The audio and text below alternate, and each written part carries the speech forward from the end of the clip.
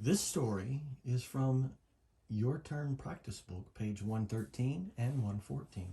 It is your time to read for the week. You'll answer some questions when you finish listening to it today with story time, but it will also be found on the classwork page near the fourth grade reading where I keep my notes. Look for a title called Time Read Videos, and you can practice it over and over. How Vera helped. Excuse me, are you going to drink that extra juice box? Brad turned around to see who was speaking to him. It was Vera. Not again, Brad thought. I guess not. Here you go. Brad handed Vera the second apple juice his mother always packed. She put it in the reusable shopping bag she was carrying. Thank you so much, she said, smiling, then marched to the next table. Brad rotated back to his friends, who sat with him at his lunch table, rolled his eyes, and said, "She's so weird, always walking from table to table, asking people for their food. Do you think she eats at all?" Her friends laughed. They wondered. His friends laughed. They wondered the same thing. Vera had been collecting food since the beginning of the school year. The first time she had asked Brad for his leftover food had been back in September. Brad had been in the middle of deciding whether to eat his extra apple when Vera had asked him if she could have it. He had been so surprised by her request that he had just handed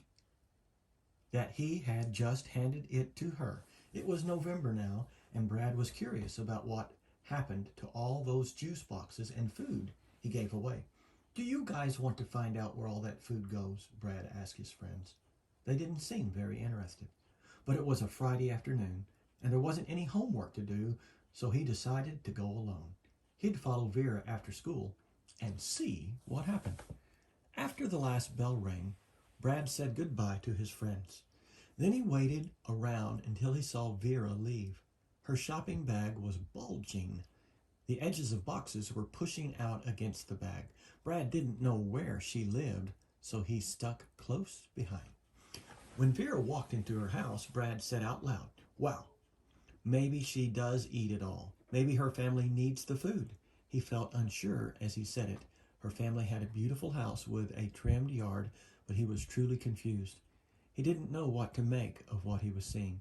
Brad was getting ready to go when Vera came out of her house. She was carrying a small brown cardboard box. In it, Brad recognized all of the extra food she had collected at lunch. Vera walked down her block to a house that was 4 doors down as Brad quietly followed. She knocked on the front door. A moment later, an elderly man opened the door. Brad couldn't hear what the older man said to Vera, but they both smiled. He took the box from her, went back inside, and closed the door. As Vera turned onto the sidewalk to walk back to her house, Brad was in front of her. "Hi, Brad," Vera said, looking a little puzzled. "What are you doing here?" Brad said, "I wanted to know what you did with all that food." "You just collect what other kids don't want. That is kind of odd." Vera explained that her family was friendly with some of the older people in her neighborhood, and she collected the food to bring to them. "Sometimes it is hard for them to leave their homes," she explained.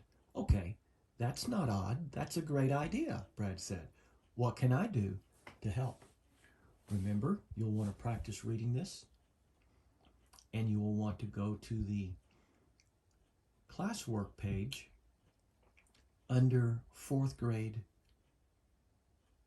reading and look for the timed reading videos.